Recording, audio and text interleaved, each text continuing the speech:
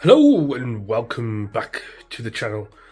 Today we are doing the top films for 2025. Well, I say the top films. I've watched 60 films in total. You will notice that I say 59 a lot in the video until I realised I forgot one. Like a dumbass. But I've talked about all of them, I've recorded it, it's ready out there. So you're about to watch it. Happy New Year to everybody. It is now the 3rd. I'm hoping to get this video out on Sunday, maybe Monday. So it'll be the 5th by the time. It'll be out by the 5th. That's all I'm saying. But, yeah, unfortunately, you do not get to see me throughout this video. It is voice only. I could not get it to record my screen and let me video record at the same time, which was the initial plan. I was going to be in the corner in a little circle or square or whatever. That is not what happened. Hopefully I will put in a few videos of the films, which will risk getting copyright, but whatever, because we don't make money on this channel. Because I don't have enough subscribers. And you know what? While we're here, if you haven't already, please like, comment and subscribe. But we're going to get straight into this. I'm talking about 60 movies of 2025. So I hope you enjoy it. Okay. So we're having a few troubles just recording my face for this. So I'll see if I can fix it in post. But here we have the tier list. Nothing too exciting. We're going in order from the bottom all the way to the top. We've got 59 to 41, we've got 40 to 21, then we've got 20 to 11, and then we've got 10 to 6, and then we're doing the top 5. So we're just gonna get straight into it. With the bottom of the list, I have my letterbox at the ready. So let's go. We're just gonna go in order. I'm gonna give you my thoughts on the films, why they're where they are, what I actually thought about them, if they're any good. Obviously, with the bottom of the list, it's not. So anyway, let's get straight into it. And so for the first one, we've got Screamboat. That is my least favourite film of this year. What a fucking shit show. Like, this is honestly one of the worst films I have ever watched. I wasn't expecting much going into it, but what an horrific film. The CGI's crap, and it's just, I don't know, I've had some enjoyment with the Winnie the Pooh movies, the Blood and Honey movies, but this one takes the cake. Like, it's just awful. I don't even want to talk about it that much, to be honest. I mean, I want to talk about more about the next one, but this one just didn't do anything for me, and it's just unfortunate because I was really hoping that they were going to get better and better as they went on, and I just don't see the point in them doing these films anymore. Like, I cannot see them doing anything really good with them. There is another one on the list, I believe. Only one more. That is higher, for good reason. But this was just plain awful. Tyler Posey from Teen Wolf fame. What are you playing at? Honestly, you could have done something better. So yeah, Screamboat is at number 59. At number 58, War of the Worlds. Jesus wept. What a fucking shite show. Why the hell did they do this? This bloody... What's his face? Ice Cube?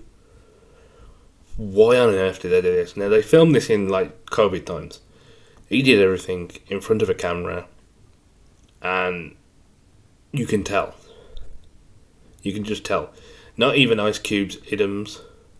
Ice Cube idioms? Kind of works. Not even that can fix what he did with this film. It was just god awful. I just don't know why they went the route they went with. War of the Worlds is one of those things that should not be touched. Like, from that original radio show they did, where people actually believed that it was happening, to this. Like, what the fuck are you playing at? Terrible. Absolutely terrible. Next up on the list, one that I actually thought was going to be the bottom of my list this year, and it wasn't. And that is Stranger... I was going to say Stranger Things then. The Strangers Chapter 2. Of what they did with this film, it was literally just a long-ass chase scene through and through. That is all it is. That is all they do in this film. So yeah, that's the reason why it is where it is. I am not playing here. It's just god awful. I don't know why they did it. I never will know why they did it. Yeah, I'm not here for this. I'm not in for the chapter 3 at all. What was with that ball scene at one point? Or the whatever it was, a pig or a hog or warhog or whatever the hell it was. What was with that scene? That felt like it was from a completely different movie. But yeah, it's just got awful. Number 57 on my list. Like I say, originally this was going to be a regular list type thing. But then I thought, why not do it as a tier list rather than me just sitting here and talking about the films? At least this way, you've got all the images, you know exactly what films I've watched this year. You just don't know where I'm going to put them until I put them there, You might not be surprised actually that this one goes where it goes. Wolfman is what is my number 56. And I was expecting so much from this film. I was expecting so much more. I really loved what... is it Lin-Manuel? I might have messed that name up. I'll have it somewhere here. But Lin-Manuel really messed up this film. Like, I mean, yeah, you had a cool transformation scene, but it'll never touch the scene from An American Werewolf in London. But what they did with this film, honestly, why? It was just so disappointing. It was boring more than anything else as well. Which is possibly the worst thing I could actually say about a film. With the bottom three, there was something. With the Strangers, I was expecting it to be better than the first one, and it wasn't. With War of the Worlds, that story on its own is so strong, and I was intrigued by what they were going to do with it. But in the end, no. And with Screamboat, there is a certain interest there. With Wolfman, that interest was there, and it was not pulled into fruition at all. Like, there was nothing there. It is a bare bones movie. So yeah, Wolfman is at number 56. At number 55. A film that I actually really wanted to enjoy,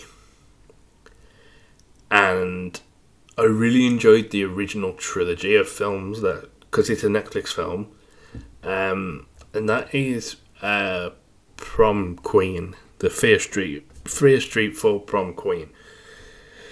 This was just a generic slasher movie. There was nothing special about it at all. The original trilogy had so much going for it, and this just pulled a typical slasher movie set at prom. We've already got a film like that is done way better. Prom Night, the original Prom Night. But this, what the hell? You could have done so much more with this, and you did not. This was so disappointing. Fear Street, like I say, the original trilogy of Fear Street, I really enjoyed. Really had something going for it. This did not. This disappointed me to hell. And the killer, or the reveal of the killer, or the killers, was really predictable. So yeah, I'm putting that there. I'm not talking more about it at all. Next up is one that I actually heard about late in the year. House of Eden. No, you're going in front of Prom Queen. I don't know. I just don't know. Like, you've got it's just weird watching a film where you've got a bunch of people that you've seen and watched that do comedy try to do a serious found footage film. Try to do a serious found footage film. I don't know what that was then. It's alright, something's just spoke. Whether it's from my phone, from my mic, I don't know. But, that was weird. That was really weird. Sorry, guys. I don't know if you can hear it. Like, I can't wait to edit this now because there was definitely something that came out of my mic. That was really weird. Anyway, there was a sound that was coming out of that end of my table, which is my mic and my phone. So yeah, I'm definitely going to be looking back on that and seeing what that was. But anyway, yeah, this film was piss poor. Complete and utter shit show. What film am I even talking about? Look, I've lost track of whatever that sound was. House of Eden. Yeah, it's like a paranormal found footage thing. But they did it with streamers. They did it with people that... Well, not streamers, but they did it with people that you recognise from like comedy stints and comedy shorts and comedy videos that they do. You know, I mean, you got a woman in here that does a lot of those silly jokes, like you know, she knocks on a fridge, or a fella will be like, "Why are you knocking on the fridge?" Well, I'm just knocking just in case the salad's undressing. You know, it's silly jokes like that. Don't get me wrong, I know I love that side of her, but then they tried to do this serious thing with a found footage movie, and while the movie wasn't completely dog shit, there was something interesting there. It just wasn't for me. So yeah, we're not talking about that anymore. Next up, and the other film from the year that, you know, was not inspired. What have they been doing? They've been sort of doing reimaginings, like horror reimaginings. Bambi the Reckoning was the next one. Can't remember which order these were watched in. Get the feeling I watched them on the same night as well, which probably didn't help. This is definitely not the worst of them. It's not the best, but it's not the worst of them. I even got emotional during this one. That's how mad it is. Very intriguing and very interesting to watch, believe me. But could it have been better? Yes. Could it have been worse? Yes.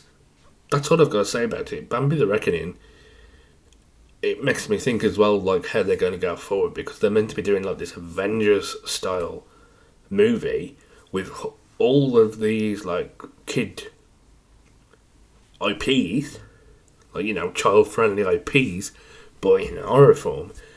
And it's interesting, don't get me wrong, I'm looking forward to it. But I just don't know where they're going to go with it. I don't know how far they're going to go with it. And it'll be interesting to see when it actually eventually comes out. But yeah, Bambi the Reckoning, nothing special. There was some stuff to enjoy there, but not a lot. Not a lot. So next up on what is effectively my list of films that I've watched this year, number 52.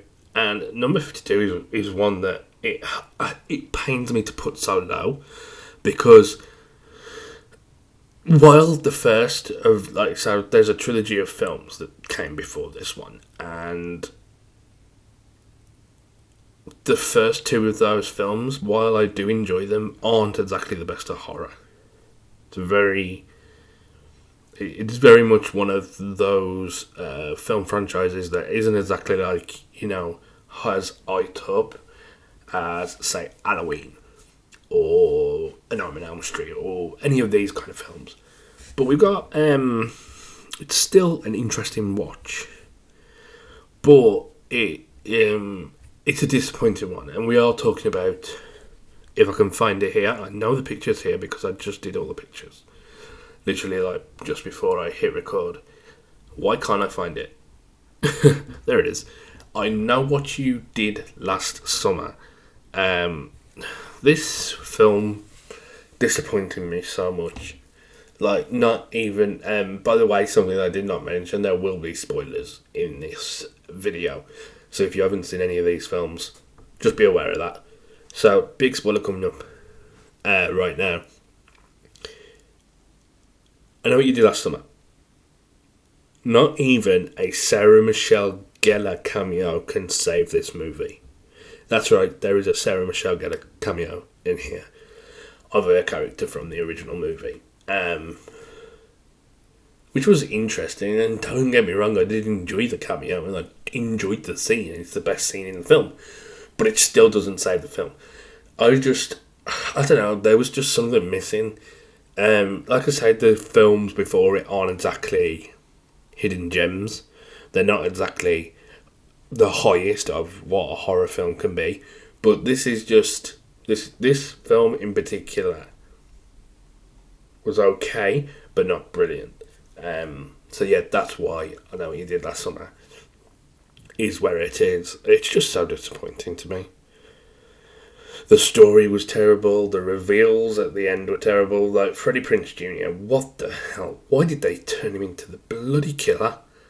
Like, I get it. Okay, there has been a thing with horror films recently where it's like, we need to do something that's different. We need to do something that people aren't going to see coming. This is definitely one of those things. But in a franchise like this, it does not make sense. And seeing Freddie Prinze Jr. become what is basically what they were trying to stop in the last, well, I'll say 3 films, but it was only 2. The third film was a ghost story, somehow. But for Freddie Prinze Jr. to go through all that, and then to make these new kids go through the exact same thing, why? Where's the why are you traumatizing people just because you're traumatized from it? And I don't even think the story even makes sense for him to be doing it. The motive is shit. Whatever the motive is, I can't even remember the motive. That's how bad the motive is. So that is why that is going where it is.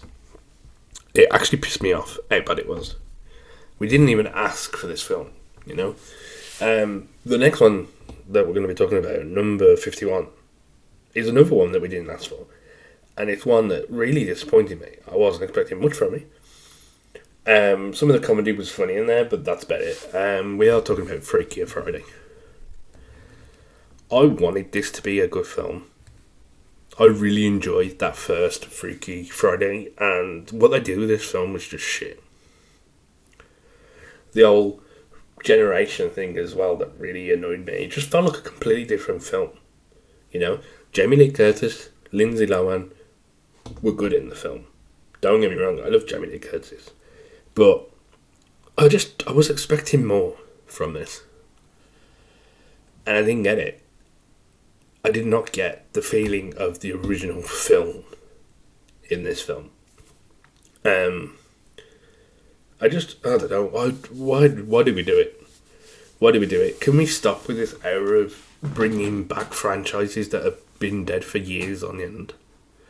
We need to stop doing that, you know? Because it's just not working. It's just not working for me, you know? I don't think I've put a top 10.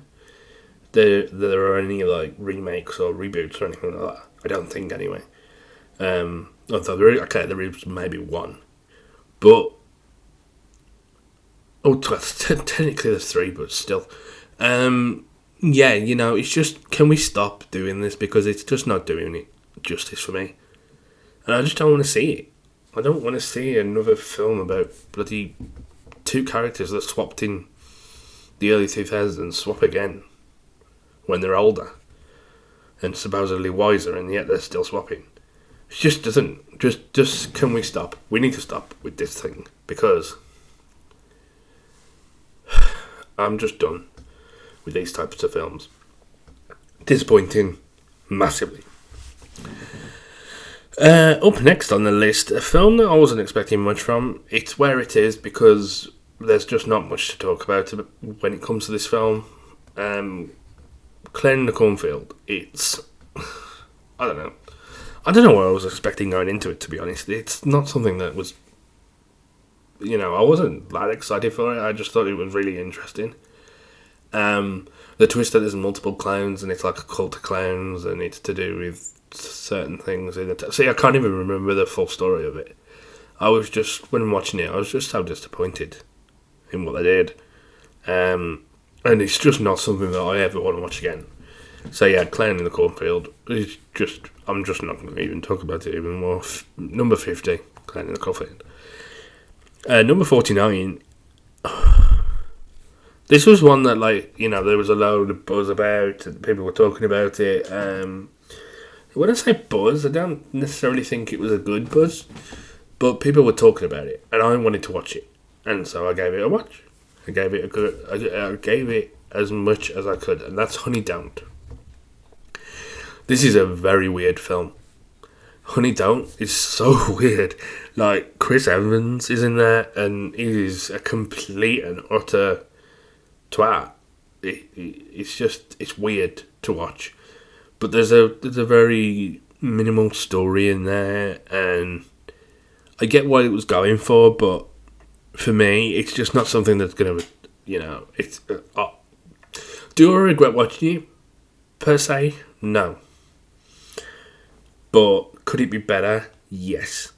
It could have been way better and way more intriguing. There's another film that I actually watched on the same day that is a little bit higher, that we'll talk about in a bit.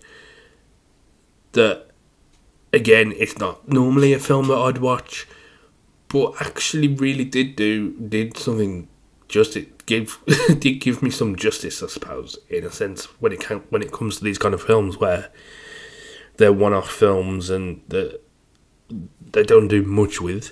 Like, the one later on is definitely one that is more intriguing. But yeah, no, I just, it was all right. It just wasn't great, I wasn't disappointed with it because I wasn't expecting much. It was just that I was watching these YouTubers. I was watching the Escape podcast talk about it. I think I saw 3C Film mention it as well, and I was just like, you know what? I'm going to give it a go. I'm going to watch it. I want to see what this is about and what the buzz is about it and that. But in the end, it was very disappointing. So next up at number 48 is Until Dawn. This is another interesting film from the year because what it is and what it's doing didn't work. Because obviously it's depicting what happens in a video game. But when you've got a video game where the choices you make matter to the ending of said game, you cannot recreate that in film form. However, I did not hate it. I'm probably one of those people that actually enjoyed it a lot more than other people did. I don't think it was a terrible movie, or per se, but for what it is, I can't even think of the word I'm trying to get to, the inspiration, or for, that sort of thing, of a film, of a video game, and turn it into a film, it does not succeed at that. Because it's adaptation. Yeah, there you go, there's the word. The adaptation doesn't work because the original source material is based on decisions you make in the film. It would be like trying to do a series on the Walking Dead Telltale video games. You could not do a TV series or film based on that because it is decision based. You will get an ending that is not necessarily the ending that you might have got when playing the game. But not only that, the way they adapted it, I didn't mind the time loop, and not necessarily the time loop, but the death loop. And the fact that when they die and they come back, something else is after them. I don't mind that aspect. And that would be an interesting video game to play. But that is not what Until Dawn is. And it's not what Until Dawn does. So, yeah, the recreation. And then they also tried to connect it to the video game. Which was a weird choice because there was a picture of Rami Malek's character. And then you had the guy that, those parts where you have a character talking to you. It's the same actor. So, they were trying to connect it to the video game in some way, shape, or form. And there's hints to it towards the end, I believe. But it's not what the video game is. It is completely different. I don't get it, and that is why I put it lower. While I did enjoy the film for what it is, but for what it was doing and the adaptation, it deserves to be this low. So now, I want to talk about a film that, honestly, I didn't even think I was going to like. Whether it came out this year, there is at least one other film that I believe did not come out this year that I've put on the list. If we were to put a bunch of films on this list of films that I'd never watched before in full, that, should be on the list, we'd have a bigger list. There'd be 3 Lord of the Rings films on here. Yeah, I know, that's how late I am. I'm 32. They're not films for me. But obviously we're not talking about that. The film that I'm talking about is a Christmas movie. A Christmas movie that I did not expect to really enjoy. There is another Christmas movie that I watched this year that I think came out last year. Bad Santa or Bad Satan or whatever it is. Dear Santa or something like that. Where the kid sends the letter to Santa and it's Satan, and it's not Satan, but it is Satan and all this crap. That was another film that I watched the same day as this one. Definitely not 2 films that I would literally sit and put on for myself. However, I did find enjoyment in them. The one I'm actually talking about today, though, the one that I'm actually putting on this list, because I believe it is a film that came out this year, or at least was on Disney Plus this year, and that is a Jonah Brothers Christmas movie. This was actually really shockingly enjoyable. It had all the makings of an Hallmark movie, but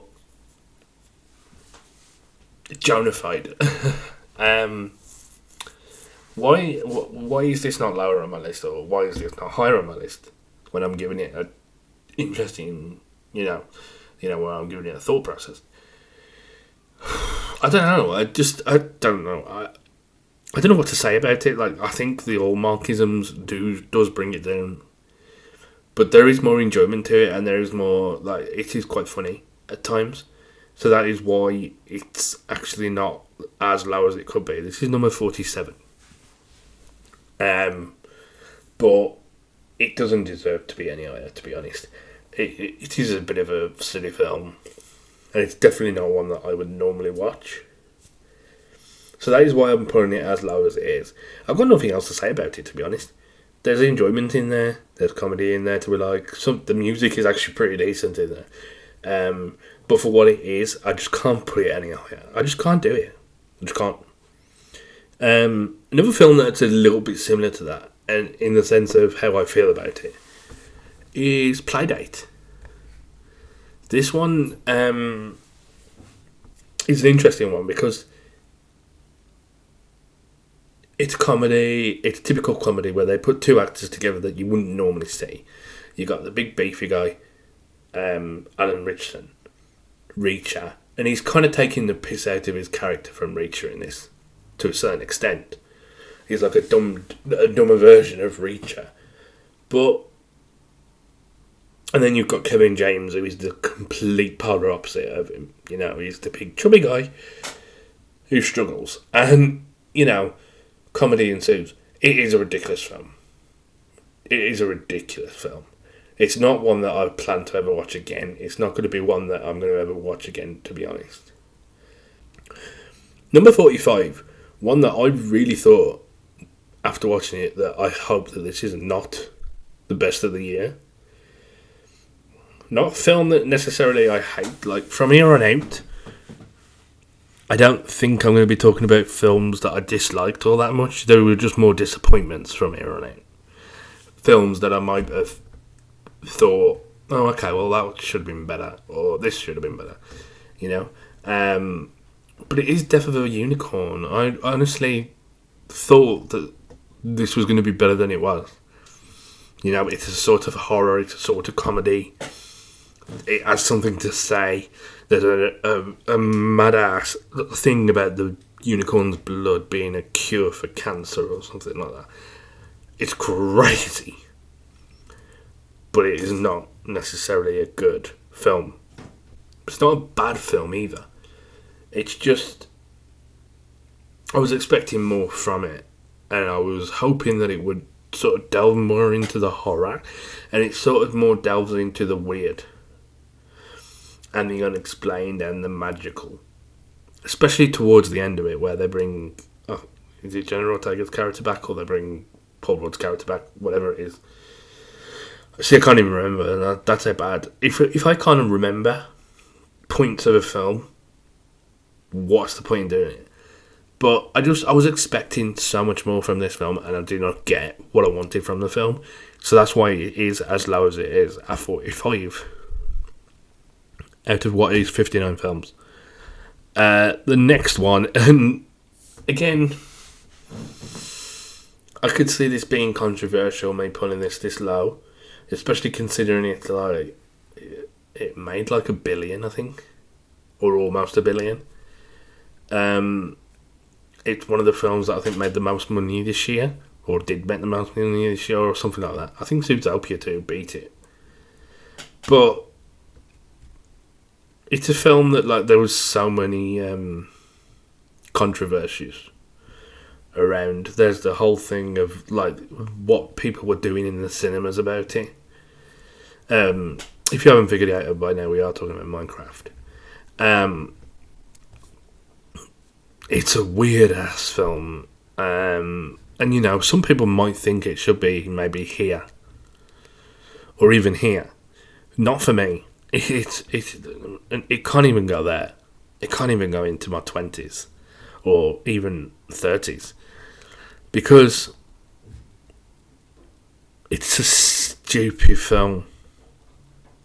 In my opinion, it's so ridiculous. And I get that that's probably the idea that they were going for.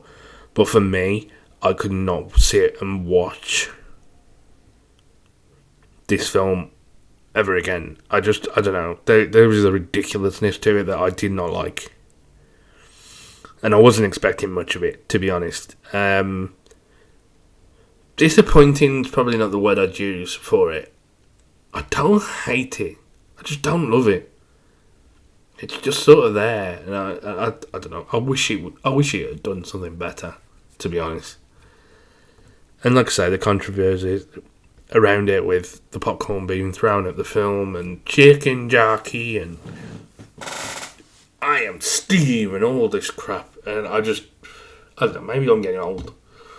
Maybe in my 20s I might have enjoyed all that shit. So yeah, moving on now to talk about something that actually is better. From here on out, I definitely enjoyed these films. But, they're lower. In some cases, they might be lower just because there are films that come out this year that are way better that I couldn't just not put above them. So these are probably the films that I will talk a little bit less on. But the next one is The Hand That Rocks the Boat. This one shocked me at how much I enjoyed it. It was a good film. It was definitely a good film, don't get me wrong. But when I look at all the films above it, those films are better. It is a weird film. Obviously, it's a remake and a reimagining. A remake of a film that I never really watched. I don't know. I mean, when I looked it up, the original, and watched the trailer for the original film, it looked familiar. So it's possible I've already watched the original. But for me, it's just, I don't know, there was an intrigue to it. And there was a shock factor to it. Don't get me wrong, there was a big shock factor to it in certain scenes. There's some sexualizedness in there as well. It was just a shocking film to see. And I enjoyed it. I really did enjoy it. Just not for the reasons that I thought I would enjoy it. So yeah, that is why The Hand That Rocks the Boat is where it is. The Hand That... Have I been saying The Hand That Rocks the Boat the whole time? The Hand That Rocks the Cradle. So next up, we've got Eden. This is another sexualised one. that took me by surprise.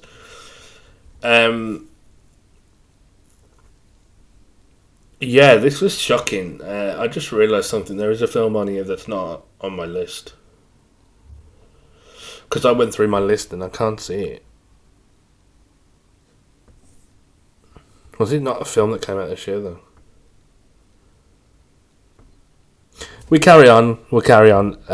If I have forgotten a film, which I believe I have, because I watched this on the same day as another film. Yeah, I think I have actually forgotten a film. So, going into Eden, I wasn't expecting much from Eden, to be honest. It's definitely not a film that I was expecting to like as much as I did.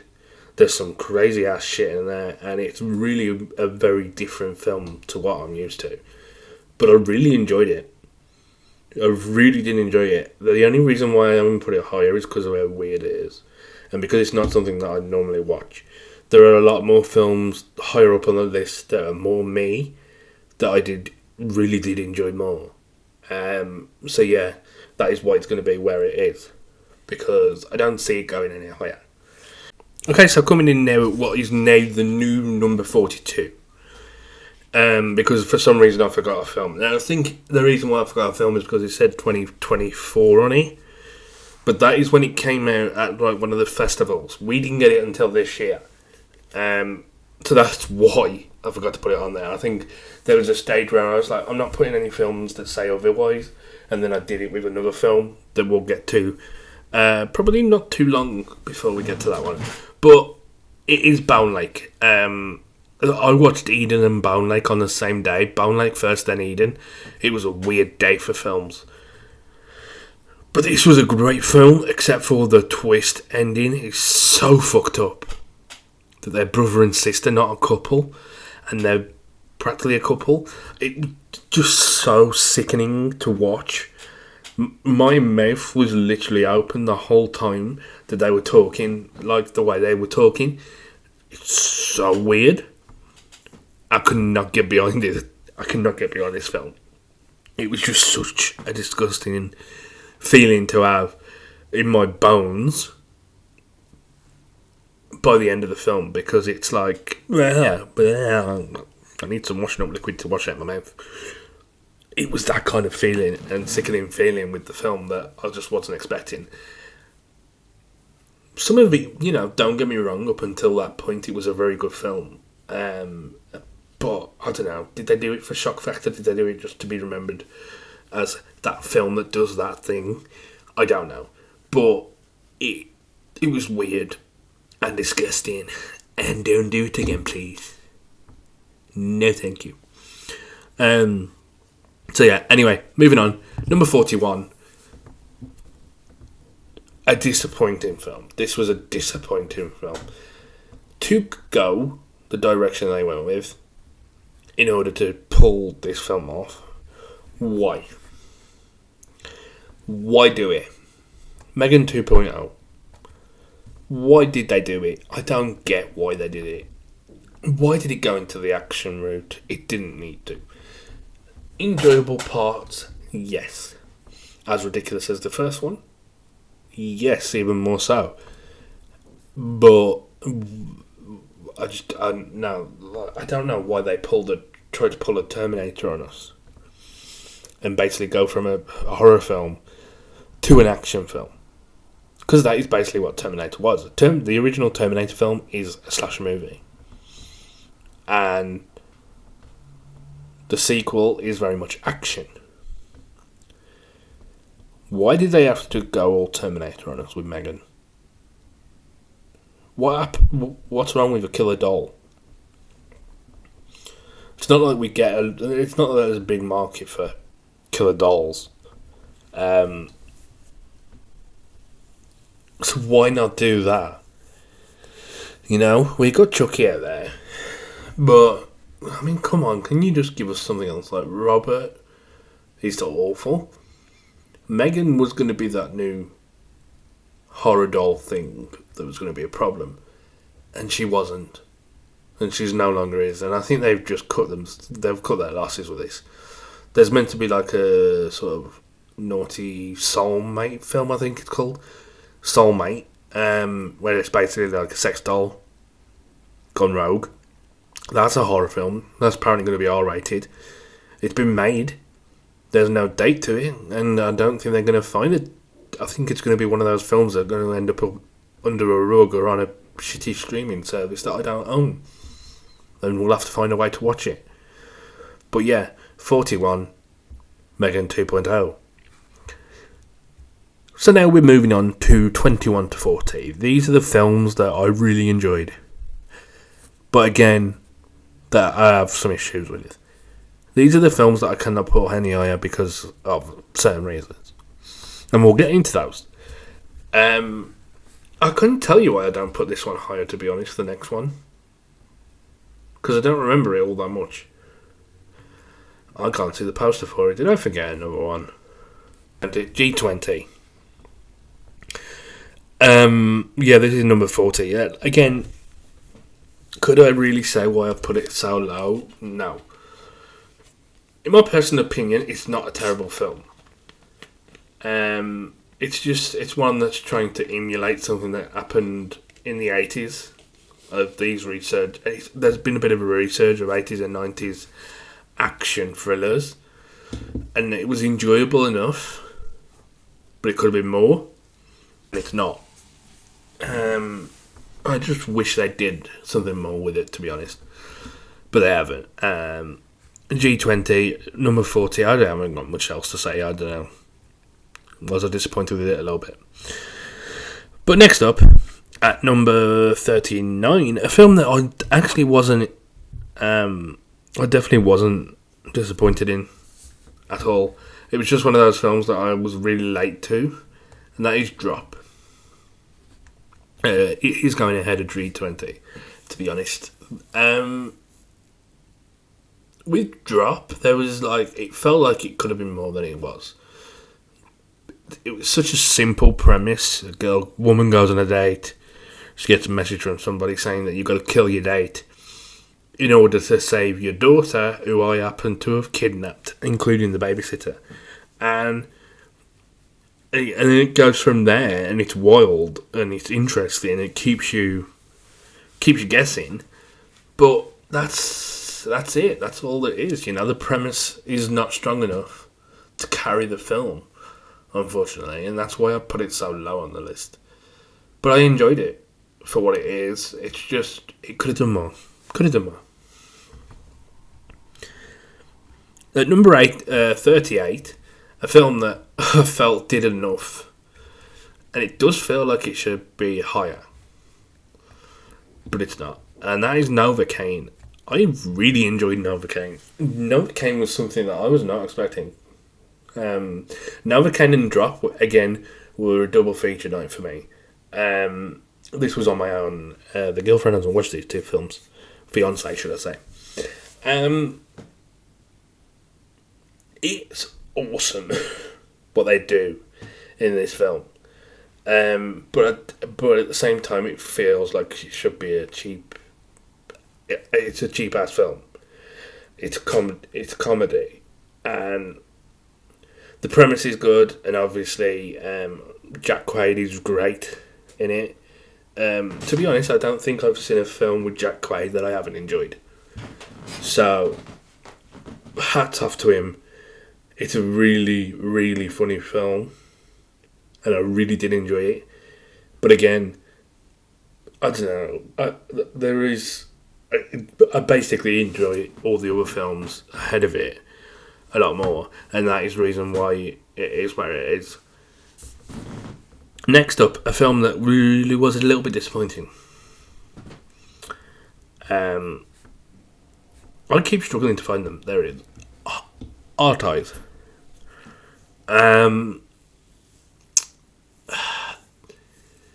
It was good. Don't get me wrong. But it could have been way better. Way better. You know what? Actually, I'm changing my list up. This is something I don't normally do. Once I have a set thing. But when I think about it, Novocaine is a better film than Archive. Yeah, I'm happier with that. But like I say, it's predictable. There's a not very good motive for why the person does what they do. The premise was more interesting, and I do want to see more of these kind of like seasonal horror movies. You know, we had Thanksgiving last year. You know, Terrifier 3 going into Christmas. That kind of thing. I want to see more of these kind of films. But it could have been done way better. So that's why Artise is there. One that I was not expecting much from, to be honest, when I came to watch this film. Again, it's another one that I watched late. But I still gave it a go, and I found some enjoyment in it. It's Naked Gun with Liam Neeson and Pamela Anderson. It's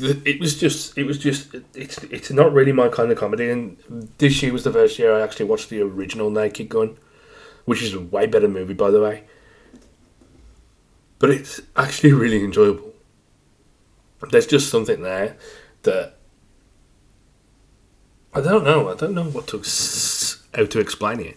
There's something in the Naked Gun that plays to my funny bone, and it did it well. So yeah, it's a really intriguing film, and it's one that should not be missed, to be honest. The Buffy reference for me was the best part. When I was watching it, and I was sitting there watching it, and all of a sudden they started talking about Buffy and Willow and, you know, no musical episode and all this and that, and I just thought, this is just so weird to see in a film that doesn't merit a Buffy reference, you know? Yeah, but it's a really enjoyable film. Moving on now, and talking about a film that I actually didn't really expect to see being so high as well. And I've definitely been looking at the poster the whole time because of Samara Weaving. Eeny Meeny shocked me. Again, not normally a film that I would normally sit down and watch. It was around the same time that I watched Honey Don't. It was the same day. So yeah, it was intriguing that I actually really enjoyed this film in comparison. Because of what it does. You know, that it was emotional, it was interesting, it was intriguing, it did a lot of stuff that I really liked, it did a lot of stuff that I don't like in films, but it did a lot of stuff that I really did like. It was a strong cast, there was a strong story in there, and yeah, okay, I get it, I'm talking about it like it should be higher. The reason why I don't put it higher is because it's not my normal type of film. It's not a film, I wouldn't go and set myself out to go and look for a film like this, because it's not the normal kind of film I'd watch. However, I do find a lot of enjoyment in it, and that is why it's going where it is. But everything else before it, everything else that we are still yet to talk about, I still did enjoy more than this, and that is the point. Can I just say as well, while we're at a halfway point, that these are all just my opinions, just because I'm putting a film that maybe like Freaky or Friday that you might have enjoyed and would have put it up in your top 5 or your top 10 or your top 20 even. Just because I'm not doing that, that does not mean to say that I am wrong, or you are wrong, or you are right, or I am right. These are just my opinions, you know. There are films on here that a lot of people might say are way better than where I am putting them. Honey Don't and Eeny Meeny are 2 examples of that. I see those 2 films being bumped up by people that maybe know a lot more about films than me, maybe give a lot more when they are watching these films, and maybe have more thoughts about them. That is fine. That is not me. When I go into a film to watch a film, I want to find enjoyment for myself. I am not looking for enjoyment to please the masses or to please what people think of these films. These are my opinions. Just like it's my opinion that Die Hard is a fucking Christmas movie. That is my fucking opinion. And I don't care what anyone else says. There's reasons for it, and it's just the same as what I am doing in this video when I'm putting these movies in a list. Just because there's a film in there that you really love that should be higher in your opinion, that's your opinion. And this is my opinion. I'm not wrong. You're not wrong. And neither of us are right. Everybody likes things in different ways, and that is okay. So anyway, that was just a little rant. It's just something that popped into my head that I wanted to talk about. If you've made it this far to the video, thank you. And if you haven't already, please subscribe. You know, I don't post that often, and I'm looking to post a lot more coming up. Especially videos where my face is on the show. For some reason, I could not get it to do the screen recording and recording my face at the same time. The Conjuring, The Last Rites, way better than what they did in the last film. Way better. It was more intriguing. It felt more like those first two Conjuring films. Yes, thank you. However, some of the problems they had with the third one did carry over into the fourth one. But I enjoyed it more than what the third one did. It was more interesting. It was more intriguing. So I'm thankful for that. You know? Sorry, I'm just making sure that I am still recording. Because it would be so bad if I got halfway through this and it stopped recording. But yeah, there were some of the issues from the third one. So I was definitely still in this one, which is a shame because I really do love a good horror film, haunted house horror film, so to speak. And that's exactly what this series of films are. Is it a good ending to these two? Yes. Next up, we've got Captain America: Brave New World. Where are you, Cap? This was another one that could have been way better.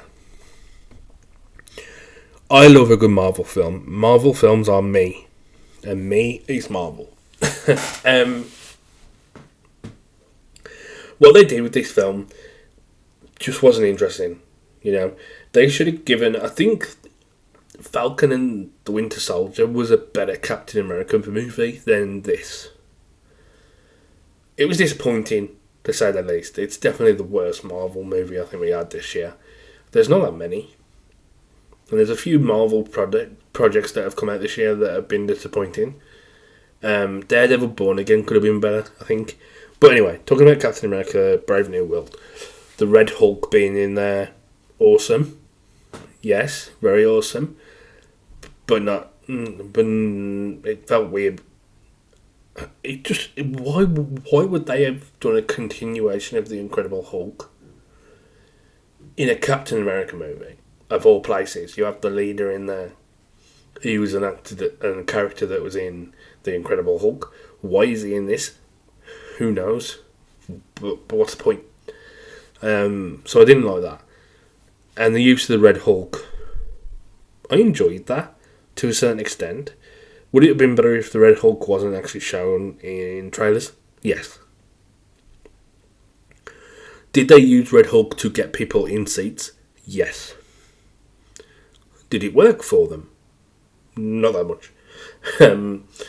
Yeah, so this was one of those films that was probably one of the biggest disappointments of the year because it should have been better. And Sam Wilson, Anthony Mackie, Falcon, the Captain America deserves better. He deserves much better.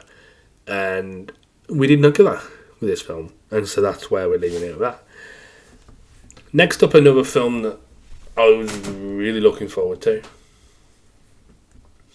that was disappointing was Shelby Oaks. Shelby Oaks. No, come on. Thank you. Yeah, Shelby Oaks was a disappointing movie, in my opinion. It didn't... Chris Stuckman. What he's done, on YouTube and how he's done things on YouTube has been really good. You know, I do get the reason why he changed the way he did his channel, because he was going into the film industry. I understand that. People that went against him for doing that, I don't get. I understand why he did it, and I understand where he's coming from. But this could have been better. For a opening film, it's not terrible. You know, for your first debut as director, it's not terrible. The story's there. Don't get me wrong. The story was really good and really interesting. But where it ended was such a shitty way to end it. It felt like it could have done with another 20 minutes on the end of the film. You know, explain, is the baby okay? Is she okay? You know, have a start sort of feeling to the film. And it goes really weird up until the moment that the film title comes up, because it's very much in a documentary style at the start, and then all of a sudden it's not, and it's very jarring when watching it. I wish I could put it higher, I really do, because I really enjoy Chris Stuckman's work on YouTube, and I enjoy this to a certain extent. I just wish there was more to it than what we got. But it's not a terrible film. By no means is it a terrible film. And he's done something that a lot of people on YouTube want to do that won't get to. Like Raka Raka, with a film that we'll be talking about later, and Talk to Me. They've done really well going from YouTube to directing. And the way that they do things on YouTube as well, like they were awesome. And that and Talk to Me was awesome, and the film that we'll talk about later was awesome as well. But spoiler alert. But yeah, I just wish that Shelby Oaks was more than what it was. So now talking about a film that actually came out last year. However, I don't think it came out on Prime until this year, and that's why I'm counting it. Blink Twice was a shock for me. Just that twist ending of what they're doing during the film was shocking. It was shocking, you know. So I was just just playing. Blink Twice was shocking. Does that carry the film a little bit? A little bit. Or a big bit, actually, quite a lot. Yeah, it does. It carries the film massively. It's a weird film, but it's an interesting film, and it has a really good ending, in my opinion. But it's crazy. It's just crazy what they do with it. It's a really good role for Channing Tatum as well. Channing Tatum's had a hell of a year. Well, he's had a hell of a couple of years, should I say, because he's only had one film come out this year that I can think of, or that I remember. But yeah, his acting in this is really good. It's really something different for Channing to do. It's a darker role for him, and he did really well with it. He did really, really well with it. There's another film that we talk about later on that's going to be, that was the most surprising film for me this year, I think, on how good it was. So next up, we are talking about our 30th film of the year. Not the 30th film, but the film I've put in number 30. That is The Gorge. The Gorge, again, is another film that I really enjoyed when I watched it. But when I think about it, there's a lot of issues that I have with it as well. It went crazy nuts towards the end, and the reveal of what he's actually doing at the Gorge. There was more intrigue in what was actually down in the Gorge than what was going on in the film. And that is where the disappointment comes in play. I think it was a film that came out at the start of the year. It was just one of those ones that just popped up. But I think Miles Teller and Anya Taylor-Joy do really good in this. They do really well in this film. I apologise, by the way, if you can hear things in the background. It's my neighbours making stupid noises. It's a pain in the arse. One of the reasons why I want to move. But yeah, so I apologise for that if you can hear it. So yeah, the gorge is, it's something that there is some intrigue in there. But again, by the end of it, it just felt like, oh, okay, is that it? It's disappointing to a certain extent. It could have been way better, and it should have been way better to me. But yeah, that's why I'm putting the gorge where it is. Next up, a film that really did disappoint me. One of the bigger disappointments of this year, actually, to be honest. And that is Jurassic World Rebirth. Technically, I mean, going into it, was I expecting that much? No. But was I expecting more than the last one? Yes. And that's why my expectations were probably higher than they should have been. Some of the stuff they're doing this is really good. Don't get me wrong. But it just, I don't know, I think that there is a point now where we should just stop doing Jurassic World films and stop doing Jurassic Park films and just leave it as it is. It was we had a good run, but Dominion just, solidified that we should stop doing these films, that they've run their course. Don't get me wrong, I love a good dinosaur film, and I am surprised that there are more dinosaur films. But we don't really have, like how there's a lot of slasher films and there's a lot of films about this and there's a lot of films about that and stuff like that. Even car films, even like racing films. You got the Fast and Furious, and then you've had ones that have come out in between. There's F1 and stuff like that, and Need for Speed, I think, was a film at one point. Not a very good film, but it was a film. But there's been all these different films from similar ideas or similar sort of styles, and we don't have that with dinosaur films. There was another dinosaur film that came out this year that I haven't watched. It was like Summit War, Cretaceous War, or Primitive War, whatever. I'll put it up at the bottom. And some people were saying that was even better than Jurassic World, But yeah, I think we are done with this franchise. I think they need to stop doing this franchise now and move on.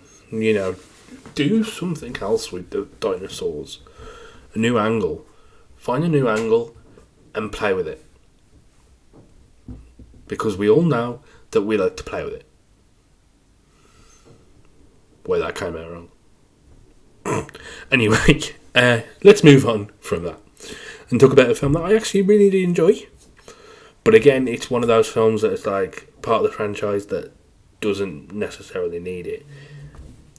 VHS Halloween was a really good thing. These VHS films are really good and really enjoyable, and it's always a case of like there is one segment that just doesn't do it for me. I think this is probably the first one where I actually kind of liked every segment that this film did. I can't think of a single bad one. I mean, the candy one, the one with the factory, was a little bit weird. But I don't know. It was really enjoyable, as they always are. And I look forward to seeing what the next VHS are. They going to go down that route of doing the seasonal ones? So the next one's going to be VHS Valentine or VHS Christmas. VHS Thanksgiving, are they going to go down that route? Or is it just something that they were doing for this one and it will sort of revert back? But yeah, it was a really enjoyable film, and they always are, but that's all they are, just enjoyable films for the most part. So yeah, that's why that's there. Speaking of a film that was enjoyable, Jesus Christ, for it to be this low might hurt a lot of people here. Can I just say, before I put this in the place I put it in, I do not hate this film. I like this film a lot. But it's one that I watched later on in the year. Everything above it, I enjoyed more. K-pop Demon Hunters was a surprising one for me. I have had Soda Pop in my head for the last 2 days. It is a really good film. Really good. Really enjoyable. But it's not my type of thing. I'm not really into anime, per se. Pokemon, Yu-Gi-Oh! A little bit of Dragon Ball, and that's about it. You know? I do want to get into it a little bit more. You know? There are I really want to watch Death Note. There's only like 36, 37 episodes in there. I think I should give Death Note a go as well. But you know, they're not ones that... It's not something I would sit and watch. You know, the missus watched it. She really loved it. She wants the Funko Pops for it now. Well, I did get one for her, Demi. But yeah, it is. It's just sort of there. You know, it's more popular. I mean, there's a lot of... I think 3C Films said it the other day, Chris. Which, by the way, not that he would watch this. Congratulations on your kid. You know, being born. You know, Emilio, is it? Yeah, Emilio. But yeah, anyway, I think it was Chris that said it. That if this went into cinema, it wouldn't do as well and it wouldn't be as popular as it is. And when he said that, I don't know, I just feel like he's wrong. I think it might have actually done quite well in cinema. I think it might have done even better than it has done so far. Would people still be talking about it? I don't know. I think there is this is the debate that comes up of like streaming services and the longevity of streaming services. I think having the longevity of having a streaming service is something that definitely denotes and is really good for. So if this film didn't come out in cinema, would we still be talking about it? Would it be closer to here? Or maybe here, or even here? You know what I mean? But yeah, I'm putting it there. I'm happy with that there. But yeah, it's a good film. It's a good film. I need to find myself on there on my Letterboxd because I messed up. Yeah, let's talk about this now because this one was a disappointing one for many reasons. I really love every Mission Impossible film except for this one. This one was so disappointing. Do I think it did the last one? Was the last one the worst one? I think the last one might have been the worst one, to be honest. And this one was better than the last one. And it's a good ending for Ethan Hunt and everybody involved. But it felt like it was just another generic Mission Impossible film. The stakes didn't feel as big. You know? I mean, did they fake out Ving Rhames' death? I think they might have done, didn't they? But yeah. It was just, I don't know, there was just something missing about this film. You know, I really do love a good Mission Impossible film. Rogue Nation, he's probably still the best. But what they could have done with this film, and they could have given it a bigger ending. But I just felt like something was holding it back. So yeah, it just felt like another generic Mission Impossible film. I mean, it's definitely better than the second one, don't get me wrong. But and the second one is probably the worst, and it's not even that bad of a film. But my personal favourite has always been Mission Impossible 3, if I'm being perfectly honest with you. I mean, don't get me wrong, Rogue Nation is definitely the best one. But one of my favourite ones is Mission Impossible 3. But this one, just, I don't know, it felt like it should have been more than it actually is. I wish I could give it higher, I really do. But I will. Yeah, let's move on now to talk about something that... The Astronaut. is a weird film. Enjoyable. And weird. And looking at this now, I actually want to put Mission Impossible in front of it. Oh my god, I've done it again. Oh my god. What is wrong with me? I do this sometimes, I just look at things and think, hang on a second, that should be higher. Or that should be lower, or whatever. The astronaut should definitely be lower. Should I be putting in that? I'm trying to think now if I actually... I enjoy K-pop more than this. Oh my god. Okay, The Astronaut. It's not moving anymore. It was disappointing. It was a disappointing film. I'm just going to put it there for now, just while I'm talking about it. Yeah, it was such a disappointing film. That ending was weird. I really was really intrigued by it because I hadn't heard much about it. I didn't watch the trailer. Or I think I watched the first few snippets of a trailer and just fast forwarded it. Didn't want to watch too much of it in case it ruined it. But I don't know, it just felt like something was missing from this film. And the ending is just so weird. Again, this is definitely one of those films that I watched later in the year. But yeah, it's going there. K-pop, Mission Impossible, better films. I'm hoping that I don't come across another film and do that again. Thankfully, I've got my letterbox in front of me. But it's just so disappointing. The next one, another one that was really disappointing. One that I was really looking forward to. At my number 24 spot. And that is Him.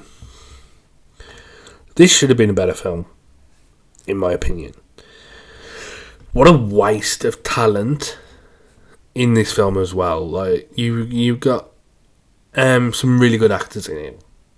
There's a few good ones. Wayne being the one. Wayans. One of the Wayans brothers. I always forget which one it is. He was really good in it. He had a really good part in it. He was crazy. He was funny. Very different to what we're going to get next year. This year, 2026, with Scary Movie 6, for definite. This should have been way better. This is a weird ending, but it's just a weird film. But there were parts that I really enjoyed. But that part where he's after he beats him up, and then he goes to them, and then he starts killing all of them. I actually really enjoy that bit. But it's kooky. It's cookie. And yeah, so it's definitely a weird one, and Jordan Peele producing it. I can see why. If he had directed it, we might have got a better film, and it might have been a better experience. But because he didn't, he only produced it. Whatever his next film will be, please be good. That's all I'm saying. Please be good. But Him, a very disappointing film. Moving on now to number 23, and I'm going to say this now, that from here on out, I don't think I'm going to be moving anything, but from here on out, there is not a film that I did not like.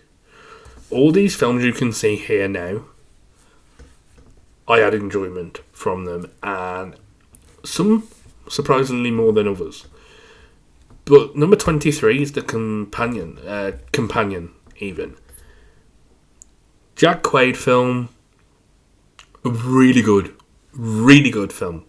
I'm not going to go into spoilers. I'm not going to talk about it much because I want you to go in as blank as you possibly can with this film, because God forbid those trailers ruined it for us.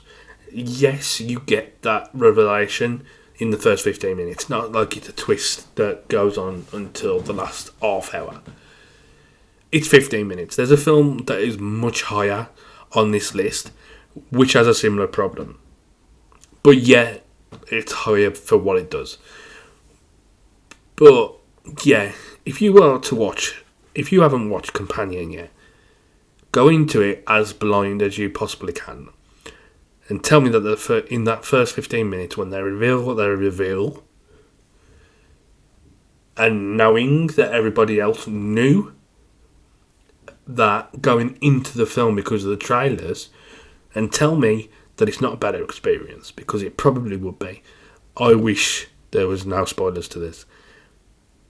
My fiance, when I said to her that the trailer does spoil a bit of it, she said she didn't want to watch it. So she didn't. So going into Companion, I knew what that twist was. She did not. And it was so interesting to do that in the first 10-15 minutes where they reveal what they reveal, to look over at my fiance and just be like, oh, it's that kind of a movie. Oh, she's a, So, yeah, it's a very good, but it is a very good film, and it does some really good things in there. I think the only thing holding it back, really, is, again, just going based on what I can see coming up. There were better films this year. If this was a year where we didn't have many films, or we didn't have really good films, this would have definitely been in my top 5. But it's not. So yeah, that's the only reason why it's sell out, and that's the only reason why half of these are sell out. So, number 22. And like I say, if you are still here, thank you. Please subscribe. Please do subscribe. But if you are here, I'm going to probably shock you, and you'll probably leave at this point, to be honest. Number 22 is Wiki for Good. Now, before I go into this, and before I really delve into this film, I did not like the first one, if I'm being perfectly honest with you. There was something that I just did not like. It took me until a rewatch to actually enjoy the first one. With this one, there was an immediate enjoyment from this one, if I'm being perfectly honest with you. I really did enjoy this film. To a certain extent. Will I ever sit and watch Wicked and Wiki for Good ever again? Absolutely not. What they did with Dorothy, so stupid. Dorothy is a main character, not a character that you put in the background that you can't see her face. How does that make sense? It's fucking Dorothy. But yeah, it's I don't know. There was just, look, I'm trying to find, it's hard to find words for it. The music was better. I'll give it that. The music was better in the second one.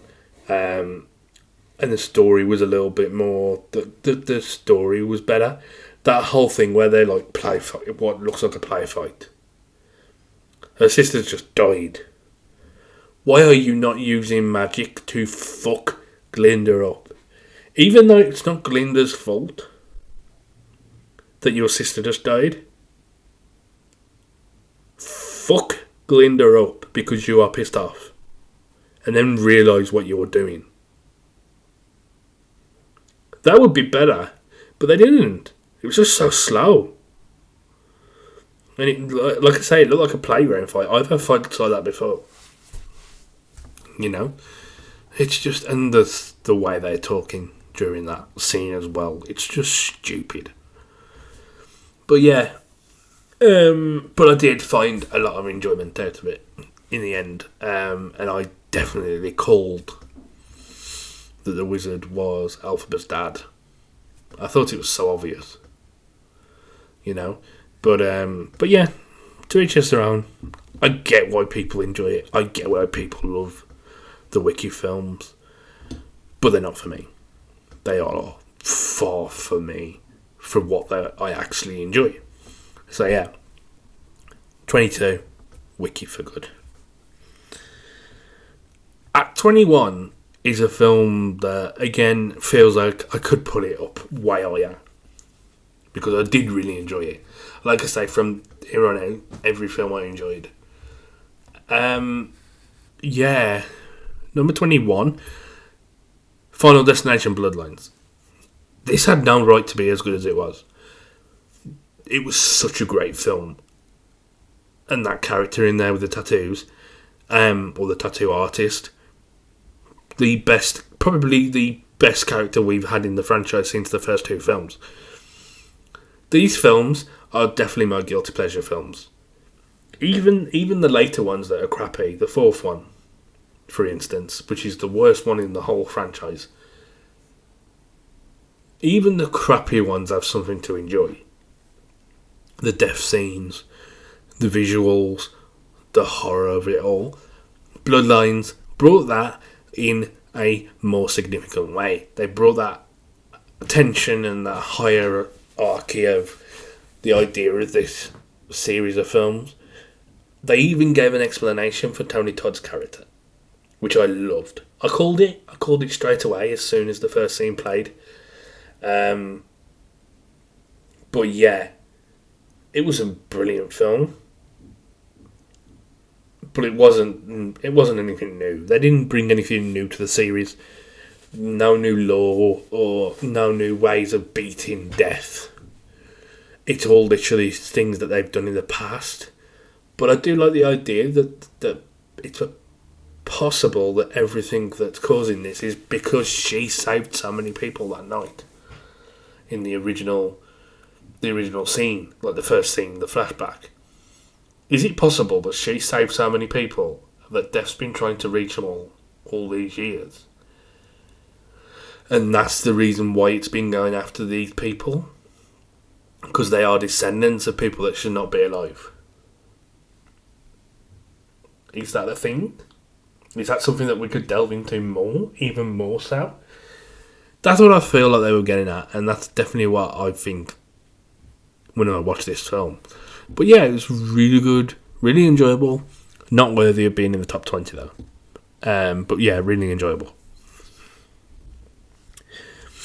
Next up we have 28 Years Later. This was a very highly anticipated movie when the year started. This was a film that I honestly thought, while like the prep before it, where I was like, it's been so long since we had the last one.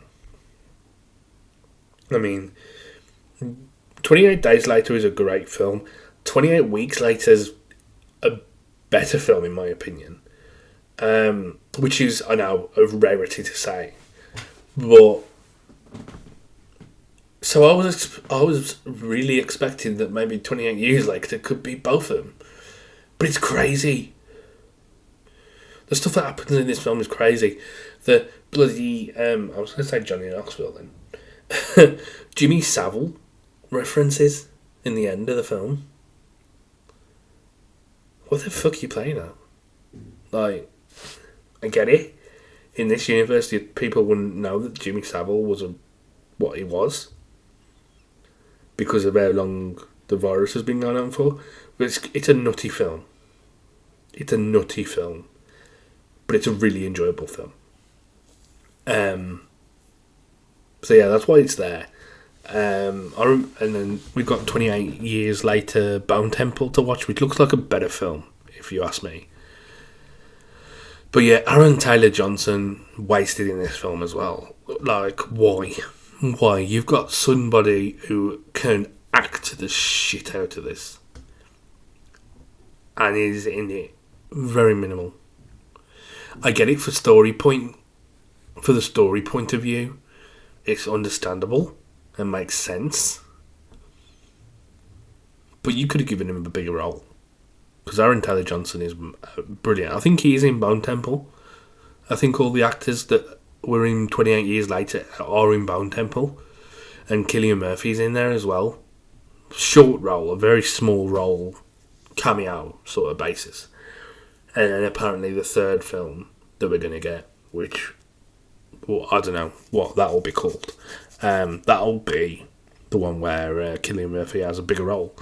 But yeah, 28 Years Later, number 20. Number 19 is a film that I would not have thought would be so high on this list. And that is Predator, Killers of Killers. Killer of Killers.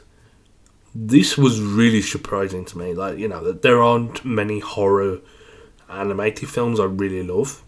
There's a Resident Evil one that I really love,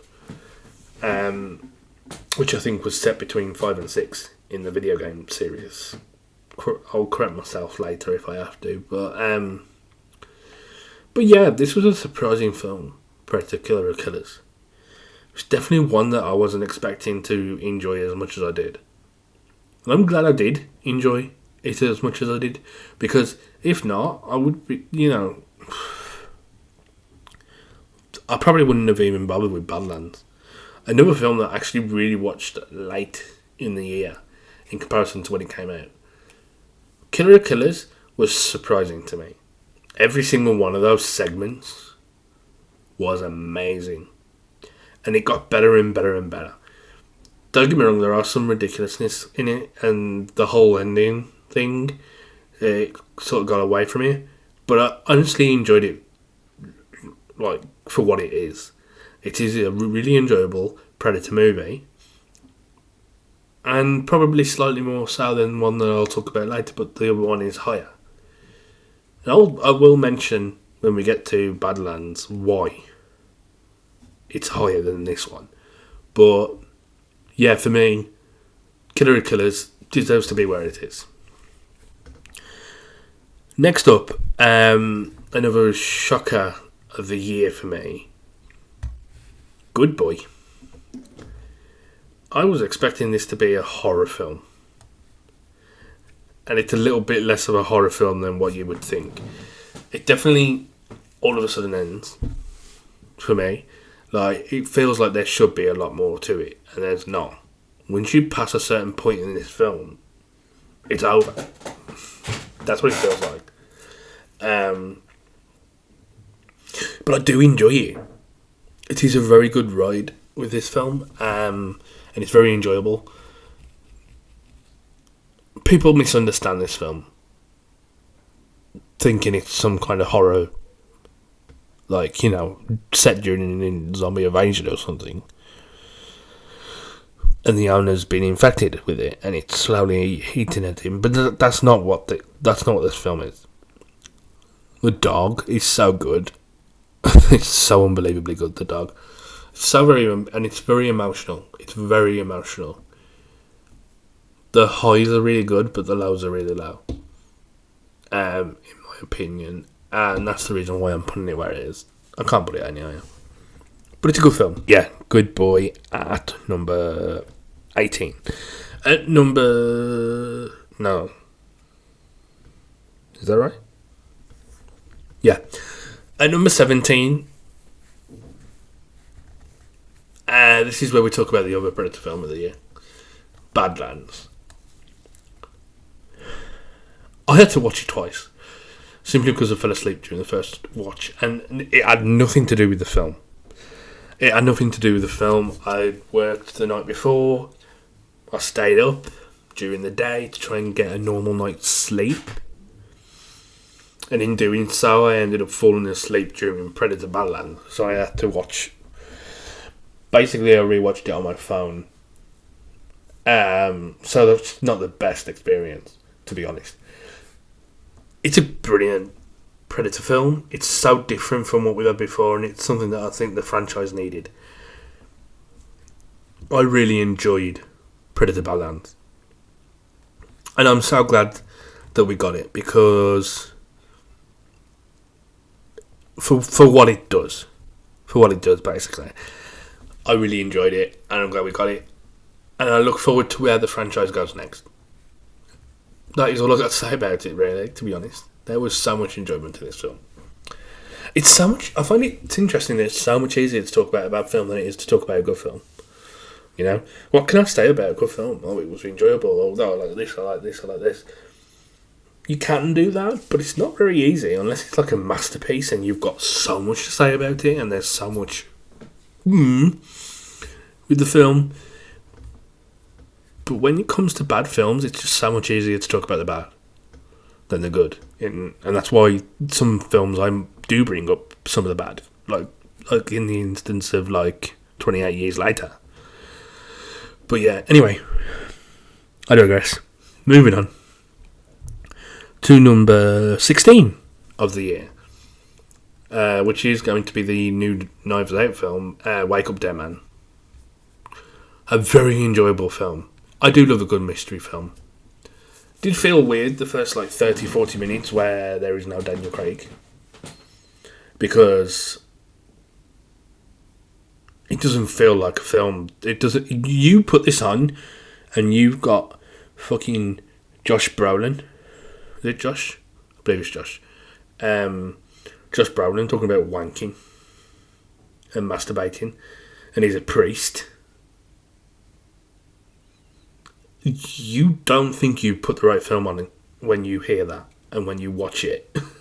It's such a weird film at times, but it's very funny. It's got a great cast as always. The Knives Out films, you can't really go wrong with it. Is it the weaker out of the three? I don't think so. I think the second one is still the weakest one. Glass Onion is a weird one, but Wake Up Dead Man, pretty decent. It's pretty decent. Yeah, that's what I've got to say about it. Really good cast. Really good reveal. I'll guess some of it. Did not guess all of it. That is a good sign of a film. If you can give... look at the Scream films, right? If you can guess the killer, it takes away from the excitement of the reveal. When they take their mask off, you want to be like, oh my God, I did not see that coming. That's the feeling you want to get. When you figure it out, yes, and then you watch the reveal, yes, you feel smart, but also you're like, oh, if I can figure it out, everyone can figure it out, right? That's how I feel. With Wake Me Up Dead Man, with Wake Up Dead Man, I don't know why I keep calling it Wake Me Up Dead Man. Wake Up Dead Man. I guess the Jeremy Renner part of it. I thought maybe it was his wife was having an affair with Josh Brolin, and that's why he divorced her. That's why Jeremy Renner divorced her, because she was having an affair with a priest. That's what I was thinking. I didn't get that part right, but I did get right that it was Jeremy Renner that was part of it. So yeah, that is where that's the stuff that I thought and believe in. That I got parts right, didn't get all of it right. Really good film, but not the best of the year. At number 15, so we are in the top 15 now. Yeah, I could have done a list of 15, like the 5 to 10, and then to the top 10. I like it the way I'm doing it.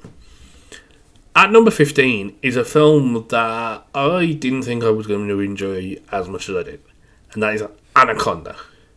Now, don't get me wrong, Anaconda is not a brilliant film. It's not wonderful, it's not great, it's not perfect. However, what it does do is make me fucking laugh. It is hilarious what happens in this film. The experience of going to see it and hearing other people talk about it made me think, whoa, seriously? You didn't like it? That's what was shocking. It's a silly film. And it's a dumb film. But it's an enjoyable film. It's such an enjoyable film. Yeah, Jack Black, Paul Rudd, Lenny Newton, the guy from... I'm forgetting his name. I always forget his name. The guy that played... he was in... I can't even think of the film he was in. Well done. Yeah, idiot. Roadkill, I think was called. They called it something else later, and you had, the truck driver, Candy Cane, and all that. Yeah, Paul Walker film. Yeah, it's Paul Walker film. But yeah, all really good. His character was brilliant. Shy. He's got a shy bladder. He can't pee in public and all that. And they make a big deal of him doing it. I thought that was so hilarious. But and the scene with the pig, like I'd seen it so much in trailers, and I thought this ain't gonna be funny when I come to watch it. I was I was in hysterics when he was running and the pig starts waking up and everything like that, and the snake's chasing him. I thought that was so funny, so hilarious. Spoilers, because it's not been out very long. Ice Cube and J-Lo are in there as well as cameos. Did not expect J-Lo. I was expecting someone like Ice Cube to pop up. Wasn't expecting J-Lo. But they're just fun little nods to the original film, because the original film in this is a film in the series. So it's not like this is continuing the Anaconda films. They want to reboot the Anaconda series of films. They want to reboot it and make a new one, and that's the idea of it. You know, is it hinting towards Jack Black being the next director of the next Anaconda film, a serious Anaconda film? Don't think so. But yeah, there's enjoyment in this film. I thought it was hilarious, and the story, and yeah, okay, the CGI snake was terrible, and yes, there were certain parts of the film that were awful, but for me, I really enjoyed it and found it really funny. So yeah, big film for me this year, Anaconda. Next up, we've got Five Nights at Freddy's 2. Now, is this a good film? Yes. Should it have been better than what it was? Yes. Why am I putting it so high? Because I enjoyed it. I had enjoyment.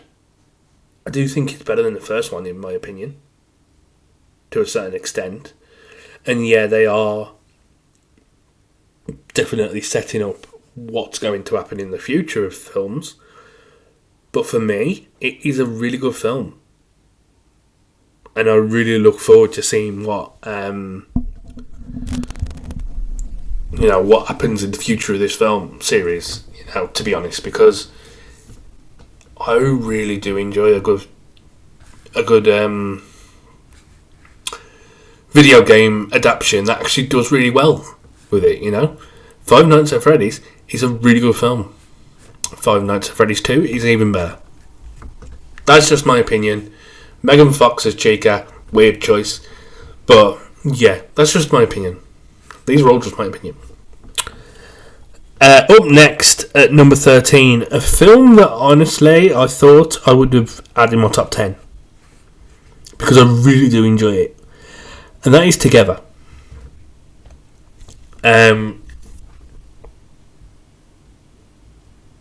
Yeah, sorry, the number 11 confused me. Number 13, Together. This is such a weird film. The ending is so crazy. The ending is the maddest thing that I've ever watched, in my opinion. It's creepy. It will have you turning your stomach. Especially men at one scene. If you know, you know. It's a crazy film, but it's a really enjoyable film. Number 12. I am surprised that this one even made it into my top 20, to be honest with you. Avatar: Fire and Ash. I am not the biggest Avatar fan. At all. Definitely not. But this film surprised me. I did not like Way of Water, I'll be honest. A lot of people really did. I did not. I thought this one was better.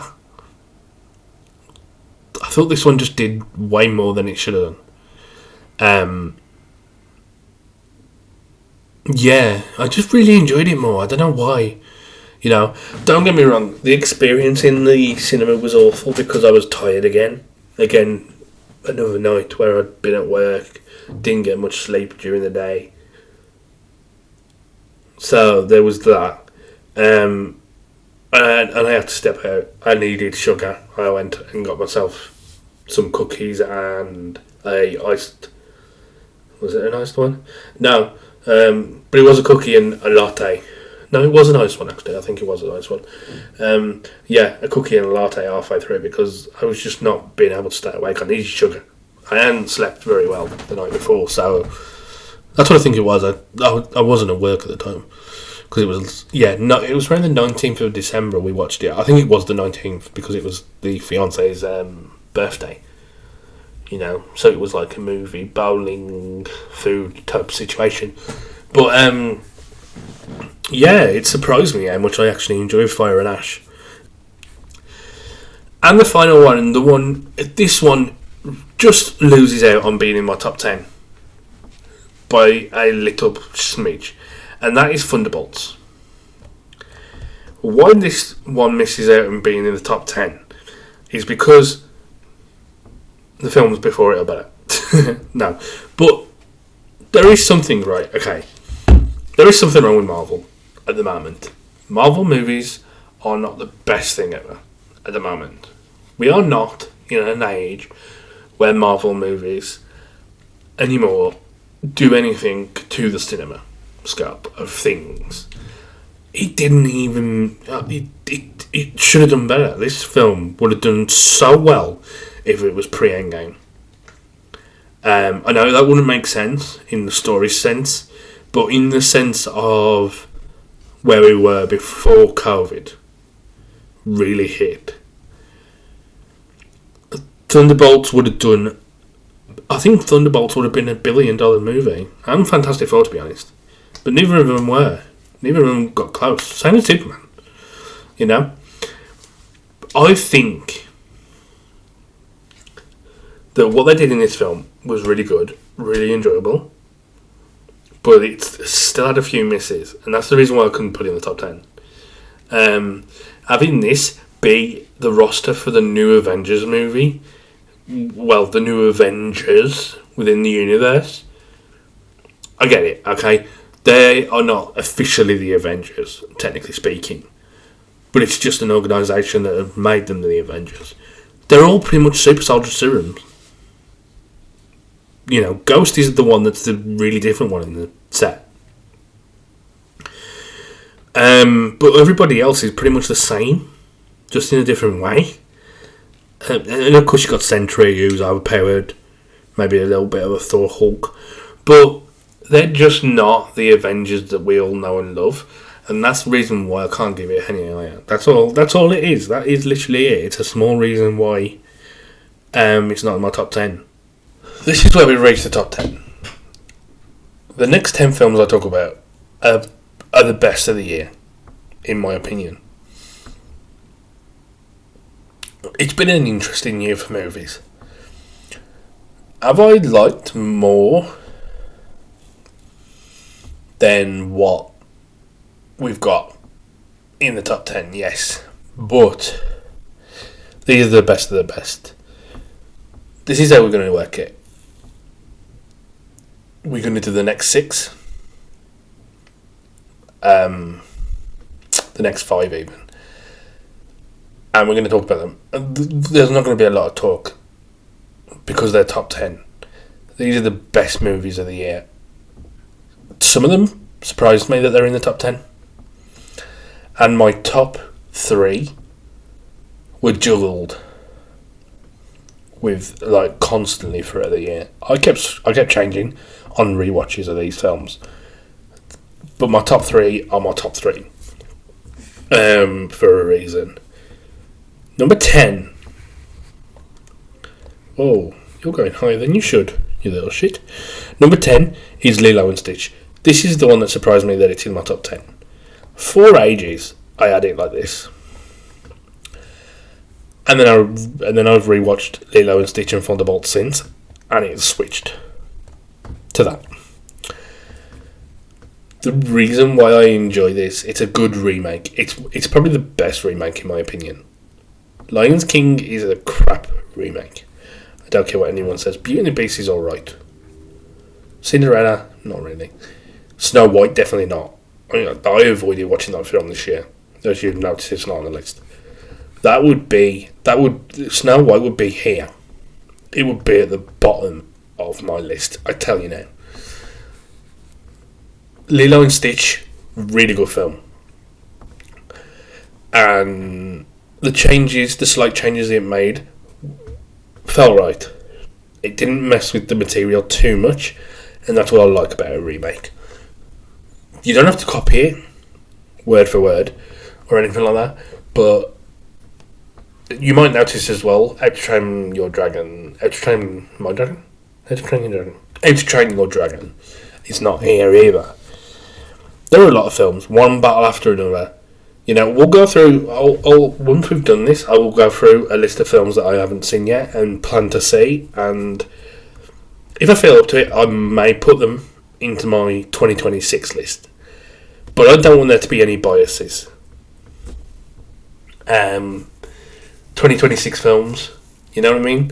Because I just don't want to do it like that. That is not the way I want to do things.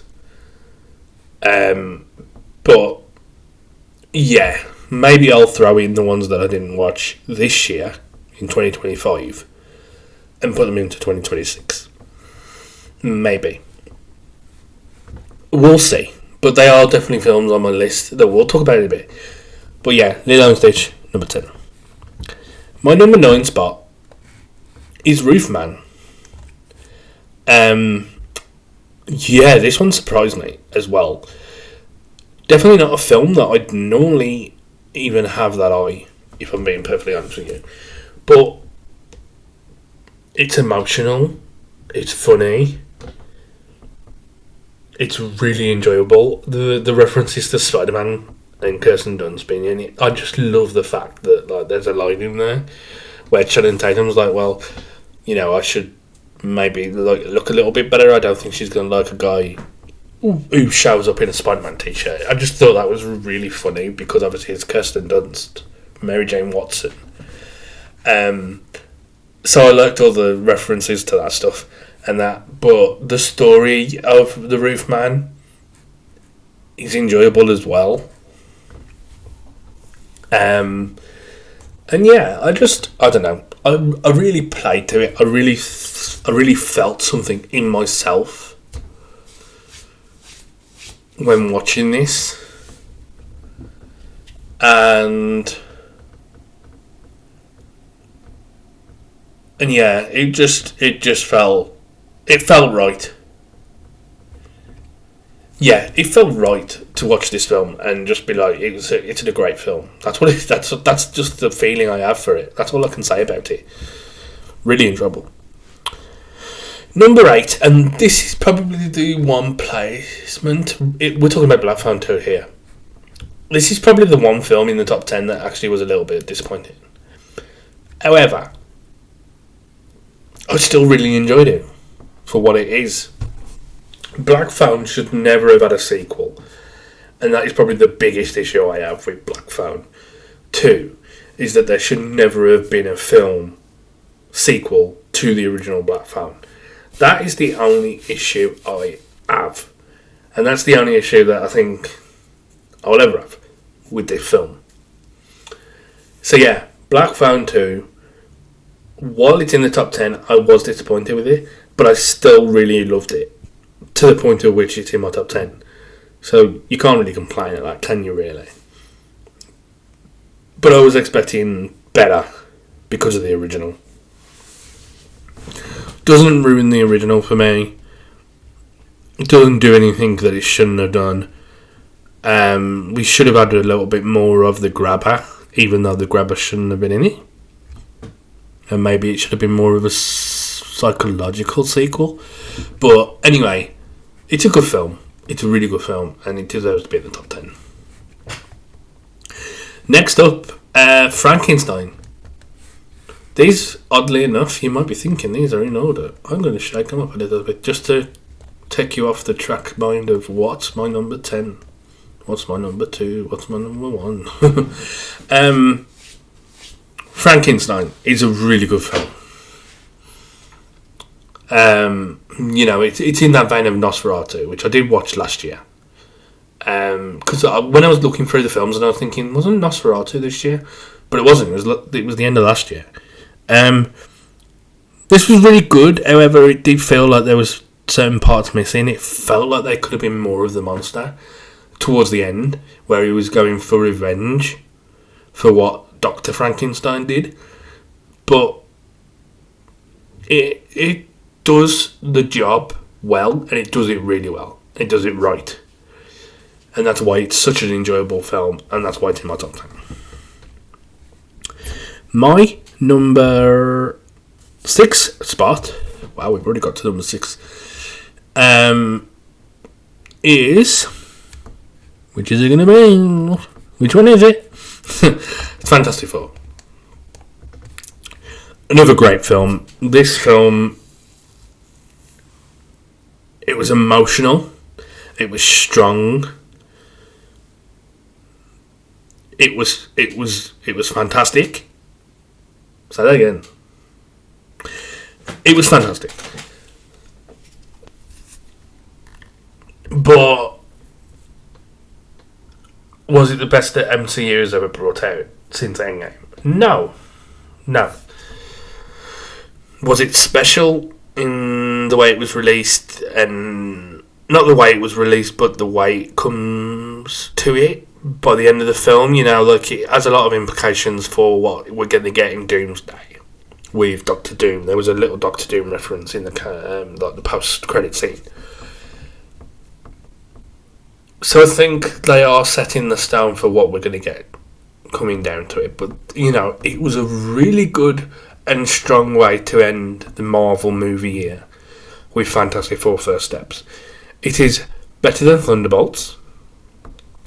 It is way better than Captain America Brave New World. Yeah. But it's just, this is just the way I feel. Fantastic Four was a brilliant film, very emotional, and it was about family. Vin Diesel would approve. Let's just put it that way. Yeah, really good film. Not more I can say about it, really. Next up, so we're in the top 5 now. The big cojones of the year. The big ones. The ones that they're like, okay, so let's just put them out there, right? You've got Bring Her Back, Sinners, Superman, Weapons, and The Long Walk left. So yeah, you might be thinking, oh, okay, well, where's this? Well, where's that? Didn't watch it. Not necessarily because it was bad or because of the reviews. You know, there's Mickey 17 I didn't watch. That was this year.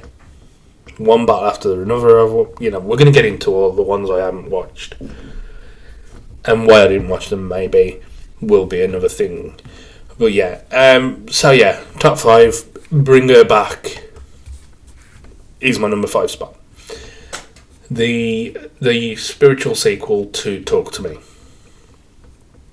by the Rocker Brothers. This one was insane for very different reasons to Talk to Me. The story, not as strong as Talk to Me was, but the shock factor in this movie. And I'm hoping that it wasn't for shock reasons, because we know, you know, I might look at this list in a couple of years' time and think, did I really put that there? But it's a strong film, and it's a strong second film for the Rocker Brothers, and I look forward to what they're doing next. I really wished, I think it was Mortal Kombat. It was either Mortal Kombat or Street Fighter. I think it was Street Fighter, actually, that they were going to do. And I think that would have suited them way better than any horror film could. Simply because of their past in, like, the fighting thing, like, and their editing skills, when it comes to that. So, yeah, that surprises me that they're not doing that. But they're going down more of a horror route, which I don't have any problems with, because I love Bring Her Back and I love Talk to Me. That's all. But it is a very shocking film, and a lot of emotion in there. Next up, number 4. So you might have heard me before that my top 3 were juggled around. I can tell you now that my number 4 was also juggled in there a little bit, but not as much as my top 3. Weapons is my number 4. This film should not be as high as it should be. And I have my reasons for saying that. Because, for me, when I'm watching a film, I don't like my film to do the thing of like, oh, okay, so this is what was happening to that character while they were doing this, while this character was doing that, you know? I don't like it when films do that. Or TV shows. like, 24 hours earlier, and then you see different aspects of it. There's a Smallville episode that even does it. So, for me to put a film where it does that heavily, and I don't mean heavily, I mean heavily, surprises me. Weapons is such a good film. And it's a crazy film. The Witch is mad. I want a film series with The Witch, if I'm being honest with you, from Weapons, because she is so good in the role. It's mad. It's a mad film. It's a brilliant film. And it's the same guy that did Barbarian, so I'm really looking forward to what he does next. Because I will be literally... why can't I remember his name? How can I not remember the guy's name who did this film? But anyway, I will definitely be keeping my eye out for it, because Barbarian was one that I loved. Weapons is one that I loved. I can't wait to see what horror movies he does next. And at my number 3. And again, like I say, these were juggled throughout the year, especially the top 2. Because one of my number 2 was number 1 for so long. And it's shocking that I ended up putting something else. But my number 3 is Superman. The new Superman. The David Corenswet. Corenswet? That is definitely not how you say his name. David Corenswet. Or Corenswet. I don't know how you say his name.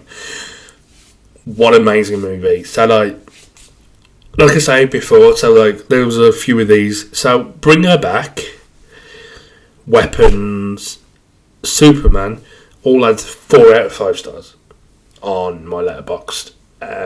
Which for me, 4.5 stars is probably close to like a 7.5, maybe an 8, maybe an 8.5.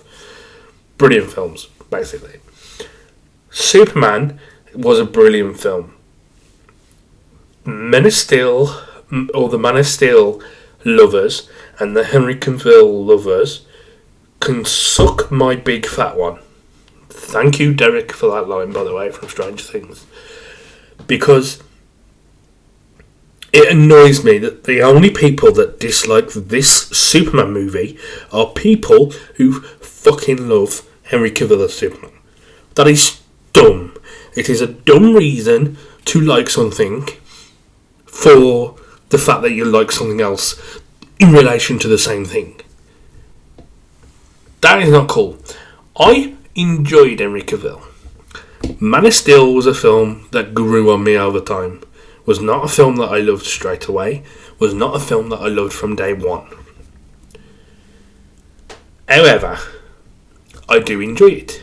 And I do like Henry Cavill's portrayal. But I also like David Corenswet's portrayal. I'm just going to say David from here on it, because I can't say his last name. I like David's portrayal of Superman. I like his film, Superman. His film is amazing. It's like, you had Fantastic Four First Steps. Was very much a family film. Superman was very much a family film in a different way. Heart and soul in Superman. That's what Superman's about. It's not some dark, moody fucker. He's fucking human with a heart of gold. That's who Superman is. And anybody that doesn't understand that can go fucking suck it. I don't care. It's the one thing that really pisses me off. Why can't we enjoy different iterations of the same character? Like the Spider-Man problem. Who's your favourite Spider-Man? I don't have a favourite. I like them all. Why aren't we allowed to like them all? That simple. Dean came over now. But why can't we enjoy every Superman? for what it is. This Superman movie is great. As you can tell, I've got some very big opinions on this Superman movie and what this Superman does. That is all I will say. Sorry. But yeah, I really enjoyed Superman. Such a great film. Love it, love it, love it. Moving on to my top 2. I can't believe that this year ended the way it is with these two being my top 2. Sinners and The Long Walk. My number 2 was number 1 for years. Years? My God, it was that long of a year. My number 2 spot was there for ages. You could probably tell which one's number 1 based on the releases. However, I watched Sinners. quite late. Quite late. I did watch it before The Long Walk, but I watched Sinners really late. However, there was a couple of months in between the two. And yeah, Sinners was my number 1 for ages. Sinners was there. I'm going to put Long Walk at number 1 now. You know that number 1 is number 1. But maybe not. Come on. There we go. But it was like this. It was like this for ages, where Long Walk wasn't even there. And then Long Walk came out. Sinners is such a brilliant film. Surprising to me that Sinners was so good. They should never have revealed the vampire thing with Sinners. Much like Companion and what they revealed, they should not have done it. Because it would have made it 10 times. I think I probably would have put number 1 as Sinners for that reason and that reason alone. But Sinners is such a good film, and it's a good vampire film, and it's a good non-vampire film as well. The first 40-50 minutes where you have no vampires, honestly, for a film of this kind of capacity, so like the sort of older time film, I love a good film where it's set in modern day or further. I can't get behind films that are set later. It's just not for me. So to see Sinners in the first 40 minutes where it's set in the past, and I enjoyed it that much, honestly, it shocked me. Yeah, my number 1, The Long Walk. This for me was my film of the year. This film took me by surprise. Stephen King, of all people. It's a novella by Stephen King, so it's a shorter story, I believe. What a film. 5 stars, 10 out of 10. It's just the emotion and the intensity of this film, which is why I give it my number 1 spot. Amazing what they did. This is the best Stephen King adaptation. It cutting it close with it, to be honest. And maybe it does beat it out, the 2017 version. But this is a brilliant film, and I absolutely love what they do with it. It's crazy, it's nutty, it's funny, it's intense, it's emotional, it's everything that I expect from a movie that I love. For this to be the one that beats Sinners is nutty to me. The Long Walk, the best film of 2026. 2025 even, the best film of 2025. So, now we're done with 2025. Let's talk a few things before I finish this video off. I'll make it quick. You'll have to deal with just the visuals of this. Maybe I'll record a video for you so that I'm talking to the screen. Or not. You know what? I'm not going to. I've got a list of films that I have not watched this year. We're just going to quickly go through what I have not watched this year. Begonian. God knows where that would be on this list. Tron Ares, never even bothered with that. One Battle After Another, definitely one I need to bother with. Keeper, that was the one that was interesting. That looked really interesting. The Housemaid. The Housemaid is probably on the top of my to-do list of watching. Yes, because of Sydney Sweeney. Now You See Me 3. Now You See Me, Now You Don't, I think it's called. Yeah, that's definitely on my to-do list to watch. And Good Fortune. Did I mention Tron Ares? I think I might have mentioned it earlier. Good Fortune is definitely one I want to watch as well. So they're the films that I've put down that, like, so that would have made me what? So we're at 60 now. With that list, which I've just got rid of. There we go. With that list, this would have been a 63, 64, 65, 66, a 67 movie year. So yeah, these 7 movies may or may not end up on my 2026 list.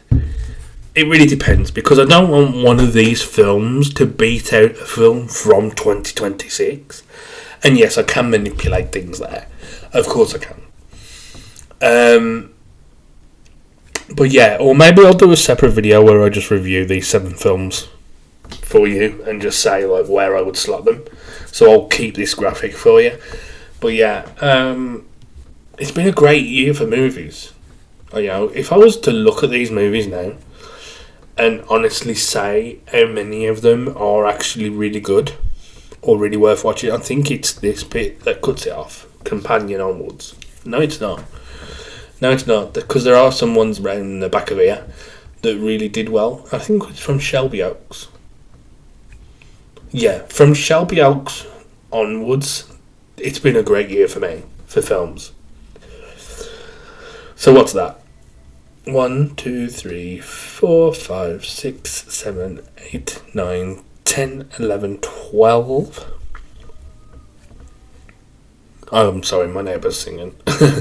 13, 14, 15, 16, 17, 18, 19, 20, 21, 22, 33. 33 movies out of 60 have been brilliant this year, to be honest with you. Like, or films that I've really enjoyed and really liked. Everything onwards, downwards, like, you know, you get some enjoyment, some not so much. But yeah, The Long Walk is my favourite film of this year.